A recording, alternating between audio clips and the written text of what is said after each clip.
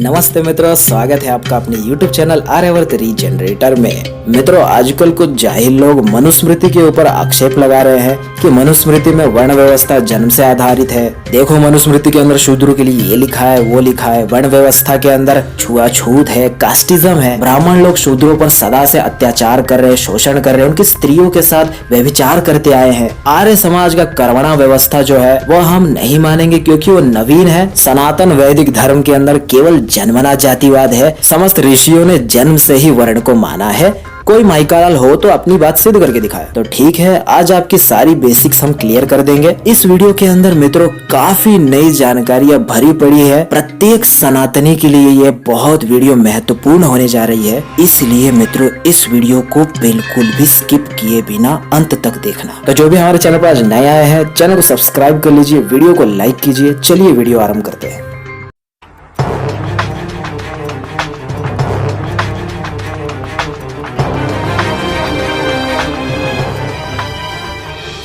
मित्रों, वर्ण जो है वो कर्म के आधार पे होता है, जन्म से नहीं। लेकिन आपको जब भी नवबौद्ध मिलेंगे या फिर परंपरावादी पौराणिक मिलेंगे, वे वर्ण को भी जन्म से जाति मानते हैं। तो उन्हें आप निरुक्त में ये दिखा सकते हैं, वर्णो वृणोते है, वर्ण करने से वर्ण बनता है। वर्ण किसी को जन्म से नहीं मिलता है, वर्ण करने से वर्ण मिलता है। यानी वर्ण कर्म पर ही आधारित है। ऐसा ही हमें अष्टाध्यायी में भी देखने मिलता है। महर्षि पाणिनि अष्टाध्यायी में एक सूत्र देते हैं, वर्णो वर्णेन, वर्ण करने से वर्ण शब्द बनता है। यानी महर्षि पाणिनि भी यहाँ कर्मणा वर्ण व्यवस्था का संकेत दे रहे हैं। आगे आप आपस्तंभ धर्म सूत्र से भी प्रमाण दे सकते हैं। यहाँ लिखा है, धर्मचर्या से निम्न वर्ण पूर्व वर्ण को प्राप्त होता है। धर्माचरण से यानी कर्म से। ये आप भी जानते हैं, आचरण जन्म से नहीं प्राप्त होता है, कर्म से प्राप्त होता है। जिसका जैसा आचरण होगा वैसा ही उसका वर्ण होगा। यानी वर्ण भी परिवर्तन होते हैं, यहाँ से भी सिद्ध होता है। मित्रों, अभी अजय आर्य का साइंस जर्नी के चैनल पर वर्ण व्यवस्था पर एक डिबेट हुआ था। उसमें ये अनपढ़ जर्नी क्या कह रहा है, ये सुनिए।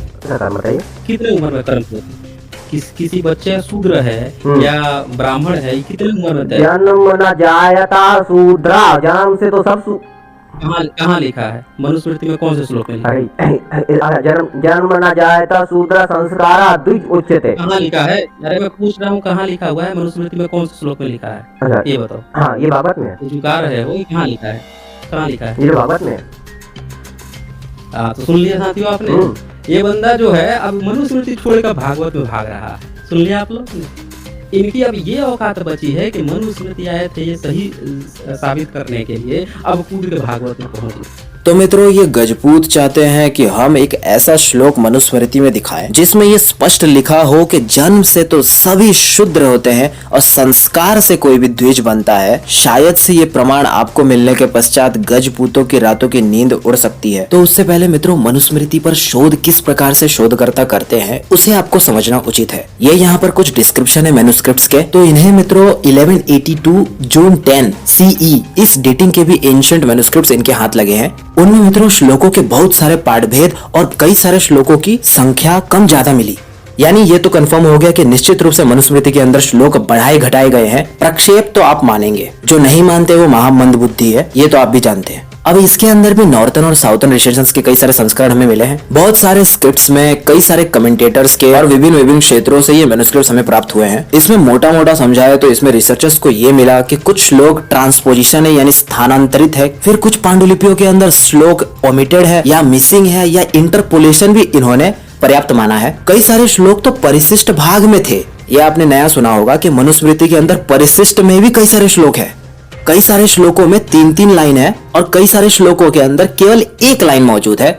ऐसा ही मित्रों रामायण और महाभारत में भी आपको मिलेगा, यदि आप ध्यान से शोध करेंगे तो। यदि इतना आप समझ गए तो अब आपके लिए काम की बात है। मित्रों, एक फैक्ट है जिसे आपको जानना अत्यंत आवश्यक है। मनुस्मृति में कुल 12 अध्याय हैं, जिनमें 2684 श्लोक है।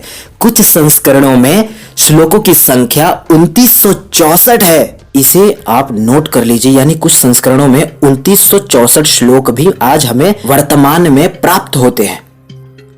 अब देखिए मित्रों, मैं आपको एक ऐसा संस्करण दिखाता हूँ, एक ऐसा मनुस्मृति का पाठ जो आर्य समाज नहीं छापता है, ये परंपरावादियों का ही है। मित्रों, इनके संस्करण में हमें ये श्लोक मिलता है जिसे अभी अजय आर्य भाई उच्चारित कर रहे थे। जन्मना जायते शूद्रः संस्कारेण द्विज उच्यते। अब इस प्रमाण को देखकर कई सारे नवबौद्ध, प्रोपेगेंडावादी और जन्मना जातिवाद मानने वाले पौराणिक अत्यंत शोक करने वाले हैं, क्योंकि उनकी दुकानें अब बंद होने वाली है। मित्रों, ये मनुस्मृति ही है जिसके अंदर साफ तौर पे मनु महाराज कह रहे हैं, जन्म से सभी शूद्र है और संस्कार से कोई भी द्विज बनता है। यानी कोई जन्मना जातिवाद नहीं है, कोई भेदभाव नहीं है, कोई कास्टिज्म नहीं है। यह प्रथम अध्याय के 110वां श्लोक ही है और प्रसंग भी यही है, कोई इसमें मिलावट नहीं की गई है। यहाँ इस प्रसंग के अंदर श्लोकों में आचारो परम धर्म यानी आचरण को परम धर्म कहा गया है और आचरण से ही कोई भी द्विज बनता है या शूद्र रह जाता है, यानी कर्मणा व्यवस्था। ये तो बहुत कॉमन सेंस की बात है कि आचरण जन्म से नहीं प्राप्त होता है, ये तो कर्म से ही प्राप्त होता है। और ये पाठ 2964 श्लोकों वाले संस्करण से ही लिया गया है। ये आपको पैट्रिक ओलिवेल का क्रिटिकल एडिशन में क्यों नहीं मिलेगा, इसका कारण भी मैं देता हूँ। इन्होंने मित्रों 2680 श्लोकों पर ही काम किया है, इसीलिए आपको इनके संस्करण में ये श्लोक नहीं मिलेगा। लेकिन ये मनुस्मृति का ही श्लोक है जो बाद में चलकर पुराणों में दोहरा दिया गया था। तो अब हम भी देखते हैं कि कौन मनुस्मृति के ऊपर उंगली उठाता है। मित्रों, आचार्य चाणक्य ने भी यहाँ पर वर्ण व्यवस्था को कर्म से ही माना है। वे कहते हैं सदाचार या शिष्टाचार से बढ़कर शास्त्र नहीं होता, यानी इन्होंने इनडायरेक्टली कुग्रंथों को खंडन किया है। वे भी पर हिंसा और अत्याचार करने वाले ग्रंथों को नहीं मानते थे। वे कहते थे अहिंसा ही परम धर्म है। चाणक्य जी की ये बातों को लोग प्रसारित नहीं करते। उनकी ये वचन पढ़िए, व्यवहार के अनुसार ही धर्म होता है। लोकज्ञता को सर्वज्ञता समझना चाहिए। जो लोकाचार समझता है वही सर्वज्ञ है। शास्त्र को जानने वाला भी जो पुरुष लोक व्यवहार में पटु नहीं होता वह मूर्ख के समान है। व्यवहार में कभी पक्षपात न करना चाहिए। व्यवहार धर्म से भी बढ़कर होता है। ये सारी की सारी जड़ मान्यताओं का खंडन है। यदि यकीन नहीं होता है तो आगे देखिए, दुर्बुद्धि पुरुषों को असत शास्त्र अपने वश में कर लेता है, इसीलिए सज्जनों का संग ही स्वर्गवास है। आर्य अपने समान दूसरों को मानता है, वह किसी का शोषण नहीं करता, किसी पर अत्याचार नहीं करता है। मित्रों, आचार्य चाणक्य ने शूद्रों को दास कभी नहीं माना है। वे कहते हैं म्लेच्छ को दास बनाया जा सकता है, आर्य को दास नहीं बना जा सकता। और उन्होंने शूद्र को भी आर्य माना है, यानी शूद्र दास जैसा कार्य तो नहीं करता। म्लेच्छ लोग दास का कार्य करते हैं क्योंकि वो स्वयं से ये स्वीकार करते हैं। हमारी सनातन परंपरा में दासों के साथ गुलामों की तरह व्यवहार नहीं किया जाता था। ये सब इस्लामी, ईसाई इत्यादि म्लेच्छों के भूमि में ऐसा दुर्व्यवहार होता था। इस पर भी हम कभी एक वीडियो बनाएंगे कि दास और गुलाम के अंदर बहुत अंतर है। और हमारे मान्यता के अंदर दास सदा दास नहीं रहता है, वो आर्य भी बन जाता है। ये केवल एक सर्वेंट की जॉब जैसा ही था, इससे अतिरिक्त कुछ नहीं। कुछ लोग ये झूठे आक्षेप लगाते हैं कि प्राचीन ब्राह्मण लोग अपने ही दास दासियों के साथ संभोग करते थे, उनका शील हरण करते थे। मित्रों, ये नवबौद्धों के द्वारा झूठी बात फैलाई जा रही है। आचार्य चाणक्य अर्थशास्त्र में लिखते हैं, किसी भी दास या दासी की लड़की के साथ संभोग करने वाले पुरुष पर 24 पन दंड किया जाए और उससे शुल्क तथा आभूषण आदि भी वसूल किए जाए। यदि कोई ऐसा कहे कि दासता से छुड़ाने के बराबर धन देकर जो व्यक्ति किसी दासी से संभोग करे उस पर 12 पंड जुर्माना किया जाए और उसे दासी स्त्री के लिए वस्त्र तथा जेवरात भी वसूल कर लिए जाए, तो ब्राह्मणों पर झूठे क्लेम्स करने वाले लोगों का खंडन आप इस प्रकार से कर सकते हैं। अब देखिए मित्रों, इस वीडियो में ये झंडू चटनी क्या कह रहा है। देखो, आचार्य चाणक्य ने वर्ण व्यवस्था को जन्म से माना है और आगे कहता है कि यही बात तो मनुस्मृति में भी लिखी है। मैं दोनों का उत्तर देता हूँ। मित्रों, चाणक्य जी ने मनु जी का सिद्धांत अर्थशास्त्र में लिया है। पहले आप मनुस्मृति में महाराज मनु के सिद्धांतों को समझिए। मनु महाराज अपने 10वें अध्याय के 4थे श्लोक में क्या कहते हैं, यहाँ देखिए, ब्राह्मण क्षत्रिय वैश्य ये 3 वर्ण विद्याध्ययन रूपी दूसरा जन्म, यहाँ नोट कीजिए, जो दूसरा जन्म है प्राप्त करने वाले अतः द्विज कहलाते हैं। और आगे देखिए, चतुर्थः एक जाति ही शूद्रः, चौथा विद्याध्ययन रूपी दूसरा द्विज जन्म न होने के कारण एक जाति यानी एक जन्म वाला अर्थात विद्याध्ययन रूपी ब्रह्म जन्म से रहित जो होता है उसे ही शूद्र वर्ण कहते हैं। 5वां कोई वर्ण नहीं है। अब देखिए मित्रों, यहाँ पर जन्मना जातिवाद कैसे खंडन होता है। हम सब जानते हैं कि हमारा केवल एक ही जन्म होता है, लेकिन जो द्विज है ब्राह्मण क्षत्रिय और वैश्य, द्विज कहते ही है दूसरा जन्म को, यानी ब्राह्मण क्षत्रिय और वैश्यों का द्वितीय जन्म यानी विद्या का जन्म होने से वे 3 वर्ण हुए हैं। और जिन जिनका ये विद्याध्ययन रूपी दूसरा जन्म नहीं हुआ है वो अपने पहले जन्म यानी शूद्रत्व को ही रहेंगे। जन्म से सभी शूद्र ही है, लेकिन द्वितीय जन्म होने के कारण वे द्विज कहलाते हैं। ब्राह्मण क्षत्रिय और वैश्य वर्ण ही दूसरे जन्म के पश्चात मिलता है, इस श्लोक का ये कहना है। आगे मनुस्मृति 1065 में तो साफ तौर पे लिखा है कि ब्राह्मण कर्म से शूद्र बन सकता है और शूद्र कर्म से ब्राह्मण बन सकता है, यानी वर्ण परिवर्तन यहाँ पर है।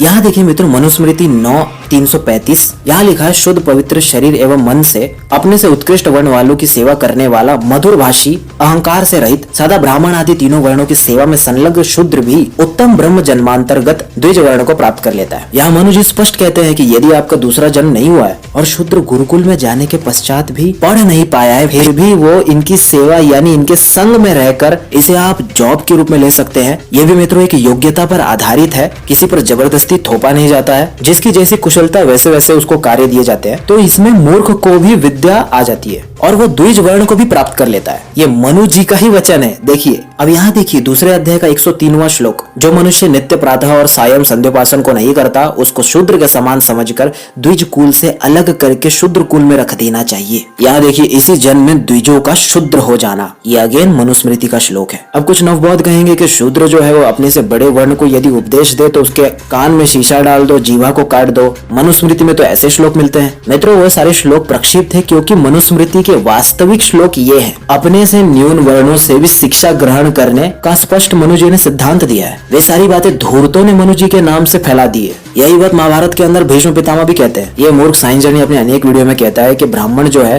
वो शूद्र कुल में उत्पन्न स्त्रियों से शादी नहीं करता है और ये वो भेदभाव इत्यादि लिखा है। यहाँ देखिए मित्रों, ये जो 238 है, यहाँ तो लिखा है, निंद कुल में भी यदि उत्तम गुणवती कन्या हो तो उसको पत्नी के रूप में ग्रहण कर ले। और यही आक्षेप आचार्य चाणक्य पर भी लगाते हैं। उन्हें भी ब्राह्मणवादी कहते हैं, शूद्र द्रोही कहते हैं। ये मित्रों चाणक्य नीति दर्पण के अंदर प्रथम अध्याय के 16वें श्लोक में लिखा है, विष से भी अमृत को, अशुद्ध पदार्थों से भी सोने को, नीच मनुष्य से उत्तम विद्या को, यानी यहाँ देखिए शूद्र से भी शिक्षा ग्रहण कर सकते हैं, उसके कोई जीव नहीं काटेंगे। और दुष्ट कुल से भी स्त्री रत्न को ले लेना चाहिए। यहाँ तो ब्राह्मणवाद नहीं दिख रहा है। ये सारे श्लोक भी मित्रों ले लीजिए, आपके काम आएंगे। इन सभी के सभी श्लोकों के अंदर एक ही जन्म के अंदर वर्ण को परिवर्तन करने का वैदिक सिद्धांत दर्ज है। नवबौद्ध और दलित जब भी चिल्लाएं, उन्हें आप ये श्लोकों को दिखा सकते हैं और मनु महाराज के ऊपर झूठी निंदाओं को समाप्त कर सकते हैं। मित्रों, मनु महाराज के ग्रंथ के अंदर बहुत प्रक्षेप हुआ है और मनु महाराज इस बात को जानते थे, इसीलिए उन्होंने ऐसे श्लोक भी लिखे थे ताकि सही और गलत का फैसला हम स्वयं कर सके। वेद से विरुद्ध जितनी भी स्मृतियां है, ग्रंथ है, कुग्रंथ है, वे सब के सब निष्फल है, फालतू है। यानी यहाँ पर साफ तौर पे मनु महाराज ने एक परीक्षा करने की कसौटी दे दी है, एक पैरामीटर दे दिया है कि वेद से विरुद्ध जो भी रहेगा न ही आर्ष है न ही मानने योग्य है। और वेद के अंदर शूद्रों को भी पढ़ने का अधिकार दिया गया है। कोई उनसे वेद सुनने या उनकी वेद उच्चारण करने को रोक नहीं सकता है। जो कर रहा है वो पाखंडी है। Doctor B.R. अम्बेडकर ने भी स्वामी दयानंद सरस्वती के वर्ण की परिभाषा को माना है। नवबौद्धों को ये प्रमाण दिखाने पर निश्चित रूप से उनकी बोलती बंद हो जाएगी। इसे अवश्य दिखाएं। तो मित्रों, साइंस जर्नी के आक्षेप का उत्तर कैसे दिया जाए? चाणक्य जी ने ब्राह्मणों, क्षत्रिय और वैश्य शूद्रों के जो धर्म बताए हैं, जो कर्म बताए हैं, वे भी कर्मणा व्यवस्था के अंतर्गत ही है। वे चाहते थे जो भी वर्ण का जो भी व्यक्ति है, जिसने भी जो भी वर्ण को वर्ण किया है, वे अपने धर्मानुसार कार्य करे, अधर्म में न प्रवृत्त हो। यदि वो कर्म करता है तो उसका वो वर्ण माना जाए, वो अच्छे से अपनी आजीविका चला सकता है। अन्यथा यदि वो दूसरे कर्म करे तो उसका दूसरा वर्ण माना जाएगा और अधर्म करे तो उसे दंड दिया जाएगा। और ये मूर्ख यहाँ पर इस वीडियो में चिल्ला रहा है कि शूद्र को सेवा करने की बात कही है। अरे मूर्ख, वहीं पर साइड में क्या लिखा है, इसके ही ग्रंथ में क्या लिखा है, इस जाहिल ने उसे भी नहीं पढ़ा। मित्रों, जैसा कि मैंने सेवा का अभी अर्थ किया था, आचार्य कौटिल्य ने अपने ग्रंथ में वही अर्थ दिया है। उल्टा देखिए क्या क्या दिया है। शूद्र का धर्म है द्विजातियों यानी ब्राह्मण, क्षत्रिय और वैश्य की सेवा करना। अब वो कैसे करना? तो वार्ता, खेती व पशुपालन, इसके लिए विद्या चाहिए कि नहीं चाहिए? कौशल चाहिए। शिल्प यानी कुछ भी निर्माण करने की कला, गायन यानी सिंगिंग, म्यूजिक इत्यादि, एवं चारण भाट आदि के कार्य। अब मित्रों, चाणक्य नीति का 11वें अध्याय का 17वां श्लोक देखिए। यहाँ दिखाओ कि जन्मना व्यवस्था है कहाँ पर। जो ब्राह्मण विद्वानों और गुरुओं के धन को चुरा लेता है, पर नारियों के साथ संभोग करता है और सब प्राणियों में निर्वाह कर लेता है, यानी ये सारे जो कर्म कर रहा है, वह चांडाल कहलाता है। अब अंत में भी एक अस्त्र देकर जाता हूँ। कई लोग मित्रों हमसे ये कहते हैं कि दलितों पर बहुत मनुस्मृति में शोषण लिखा है, आचार्य चाणक्य ने और ब्राह्मणों ने शूद्रों पर अत्यंत अत्याचार किया है और ब्राह्मणों को बहुत उच्च दिखाया है, उन्हें कोई दंड नहीं लिखा है। इसका उत्तर कैसे दिया जाए? तो देखिए मित्रों, मनुस्मृति के अंदर 8वें अध्याय में 337 और 338वें श्लोक के अंदर स्पष्ट रूप से शूद्रों को कम दंड देने की और ब्राह्मणों को अधिक से अधिक दंड देने की विधान किया है, यानी ब्राह्मणवाद कहने वालों का खंडन। जैसा जैसा अपराध हो, शूद्र को साधारण जन के 1 पैसे के दंड की तुलना में 8 गुना, वैश्य को 16 गुना, क्षत्रिय को 32 गुना और ब्राह्मण को 64 गुना दंड देना चाहिए। ये देखिए, आज भी मित्रों मनु महाराज का मौलिक श्लोक मनुस्मृति में मौजूद है, इतने सारे प्रक्षेप होने के बावजूद। अब मित्रों यही चीज आचार्य चाणक्य के भी अर्थशास्त्र में आया है। ये तीसरे धर्मस्थीय अधिकरण में 10वां अध्याय प्रकरण 62 और श्लोक नंबर 58, यहाँ आचार्य चाणक्य दंड व्यवस्था में लिखते हैं, यदि मारने वालों में कोई ब्राह्मण हो या ब्राह्मण से भी कोई श्रेष्ठ व्यक्ति हो तो उसको सबसे अधिक दंड दिया जाए। क्या अब भी नवबौद्ध ये कहेंगे कि सनातन धर्म ग्रंथों के अंदर केवल ब्राह्मणवाद है? ब्राह्मण यदि किसी पर अत्याचार कर रहा है, किसी की हत्या कर रहा है, हिंसा कर रहा है, तो उसे ही सर्वाधिक दंड दिया जाएगा शूद्र की तुलना में। ये वही कौटिल्य अर्थशास्त्र से प्रमाण है जिसे दिन रात ये लोग ब्राह्मणवादी और गाली देते हैं। तो मित्रों आज के लिए इतना पर्याप्त है, तो मिलते हैं नेक्स्ट वीडियो में, तब तक के लिए सभी को सादर नमस्ते जी।